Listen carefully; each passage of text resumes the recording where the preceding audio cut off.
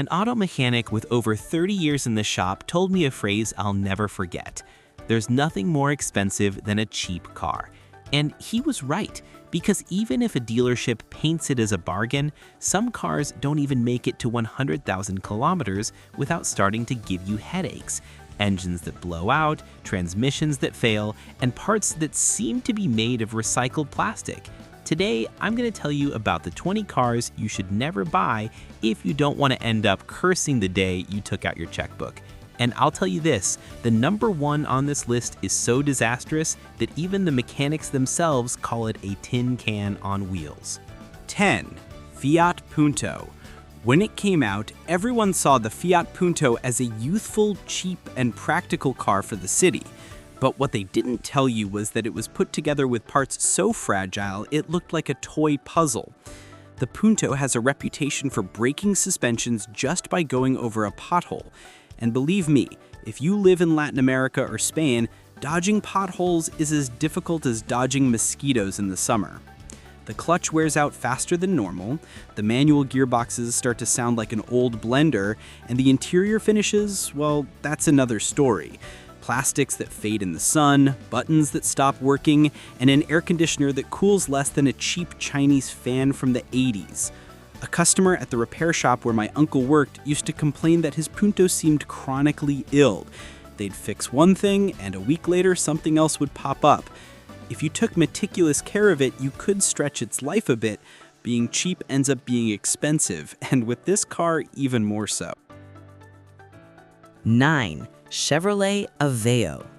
This car sold like hotcakes, especially because General Motors offered it with easy payment plans and cheap parts. The problem is that cheap and good rarely go hand in hand. The Aveo is one of those cars that at first glance seems reliable, but as soon as you start adding kilometers, you realize that the party ends very soon. The engine suffers from oil leaks almost from new. The automatic transmission has a reputation for failing before 100,000 kilometers, and the worst part is that repairing it costs almost as much as the entire car on the used market. And don't even get me started on safety. If you have an Aveo and you get into a serious crash, you're basically driving a tin can on wheels.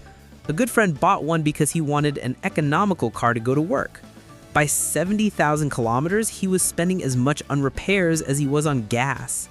Blown water pumps, cracked radiators, and the famous ignition coils that die faster than a wet firecracker. In short, it's a headache. You realize that you bought a one-way ticket to the repair shop. 8. Chrysler Sebring. If the Aveo is a tin can on wheels, the Sebring is a theater of false promises. It was sold as an elegant, robust American sedan, but anyone who has owned one knows that it's a car with more flaws than virtues. The automatic transmission is famous for failing without warning. One day, you're driving normally, and the next, you're stranded with no reverse or forward gears. The interiors, which looked luxurious in photos, were cheap plastics that cracked in the sun. And the electrical systems? My God. Windows that get stuck, dashboards that turn off on their own, and sensors that trigger warning lights even when there's nothing wrong. At the shop, we'd see them come in with less than 90,000 kilometers on them, and they looked like they had been through a war. The funny thing is that Chrysler always promoted it as a reliable car, but mechanics know better. That car is the equivalent of marrying someone with problems. A lot of appearance, but after a few months, you're crying with the divorce papers in your hand.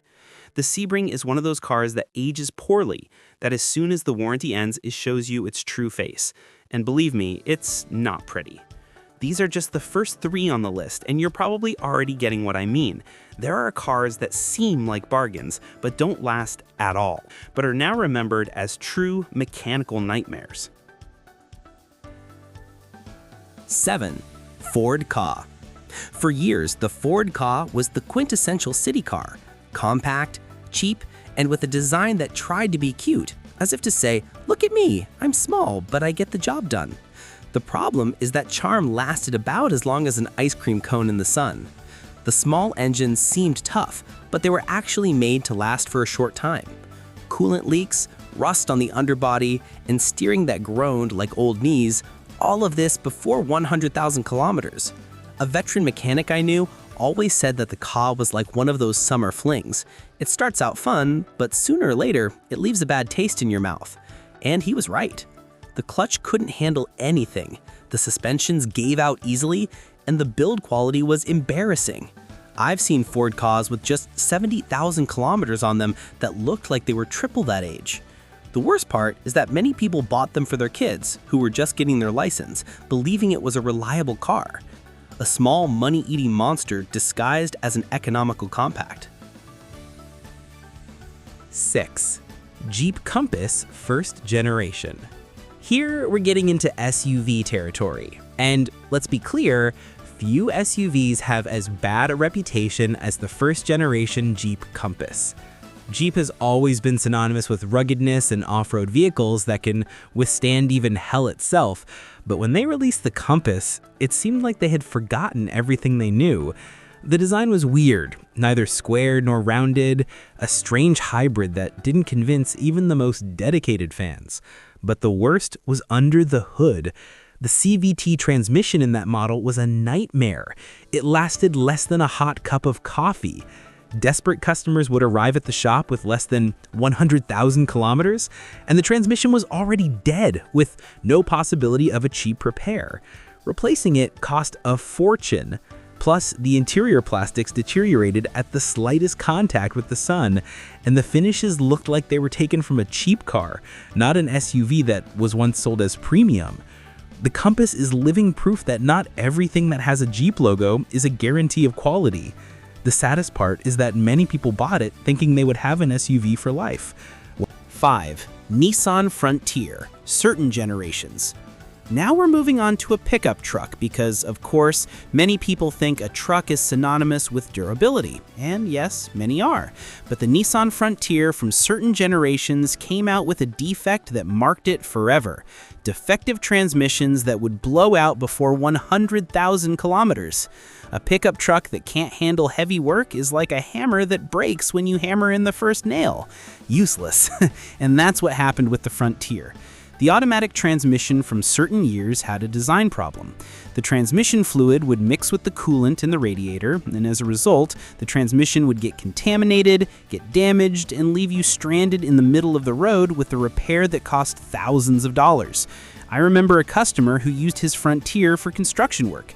He took care of it like gold, doing all of the maintenance. But at 80,000 kilometers, the transmission died. He spent almost half the value of the vehicle on repairs and swore he'd never buy a Nissan again. And he's not the only one. The Frontier's reputation plummeted because trucks don't forgive. If they can't hold up, the public remembers it forever. Yes, it's true that other generations of the Frontier have been good, even very reliable, but the bad ones have already left their mark on history. And for someone who wants a car to last decades, messing with a pickup that has a reputation for breaking transmissions is playing with fire. 4. Hyundai Elantra, certain series. This case is interesting because Hyundai, in general, has made reliable cars, but the Elantra, especially in some series, was a monumental stumble. Engines that consumed oil like thirsty camels, electrical systems that failed for no apparent reason, and suspensions that aged quickly. A mechanic friend of mine always used to say that the Elantra was the chameleon of the repair shop. It would come in for anything. Sometimes it was the transmission, other times the air conditioning, other times just dashboard lights lit up like a Christmas tree. And the owner never understood what was happening because the car seemed relatively new. The most serious problem was the oil consumption. Some engines had a factory defect that made them burn oil excessively. If the driver wasn't paying attention, they could run out of lubrication and ruin the entire engine in a matter of minutes. Imagine buying a new car and having to carry oil as if it were gasoline. A real disaster. In addition, the interiors didn't hold up well over the years. Buttons that faded, loose upholstery, and finishes that looked like they belonged to a much cheaper car. And although Hyundai tried to fix these problems in later versions, the Elantra's bad reputation was already sealed. We've reached number 4, and if you've already recognized any of these cars, be careful, because the worst is still to come. And before we continue, let me tell you something. If this content is opening your eyes and preventing you from throwing your money away on a tin can on wheels, subscribe right now and hit the like button, because what's left in the top 3 might surprise you more than you imagine. 3. Chevrolet Captiva. Few SUVs have as bad a reputation as the Captiva. It was sold as the ideal family SUV, spacious, modern, and with a robust appearance. But underneath that facade was a mechanical nightmare. The diesel engines overheated easily, the automatic transmissions wore out prematurely, and the electronic systems seemed designed to fail right after the warranty expired. A customer who came to the shop with a Captiva swore he had taken care of it like a baby, and even so, at 90,000 kilometers, he was already repairing the transmission. The power steering would fail out of nowhere. The dashboard lights would come on as if they were a carnival show.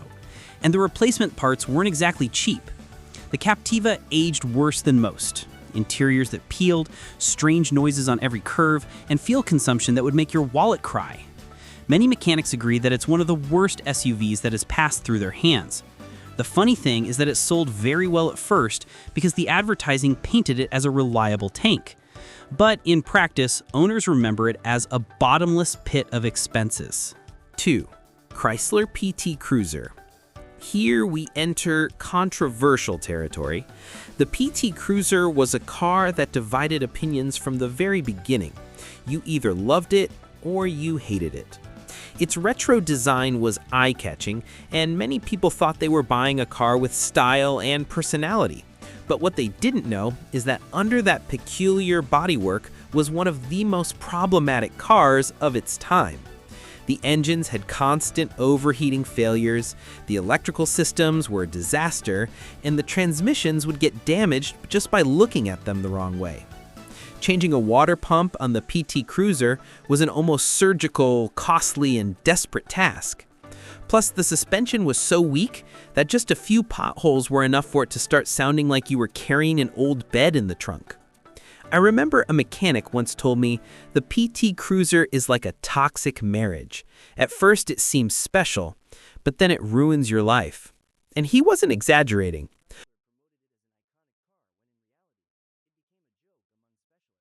1. Dodge Neon. And we get to the worst of them all, the car that no mechanic recommends, the one that rightfully earned the reputation of being a true nightmare on wheels. The Dodge Neon was sold as a youthful, cheap, and modern sedan, but the truth is, it was a complete failure. The engines were fragile, the head gaskets failed chronically, and the transmissions had the lifespan of a cheap light bulb. The interior looked like it was taken from a toy car, hard plastics, parts that would break just from being touched, and finishes that would peel off in the heat.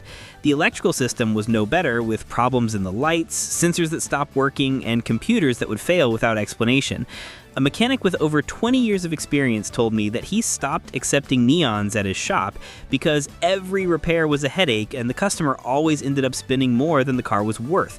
He literally said, "That car is a piece of trash. I don't even want it parked outside my shop."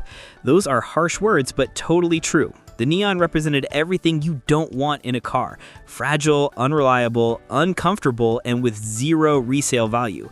Buying one was like signing a marriage contract with a disaster. And although it sold a lot at the time, today there is no mechanic who will defend it. These cars are proof that not all that glitters is gold. Many seemed like a good idea at the time, but in the end, they ended up being a financial ruin for their owners. If your father or grandfather had a car that lasted 20 years without problems, it's normal that you're disappointed with models like these today. The industry has changed, and in many cases, for the worse.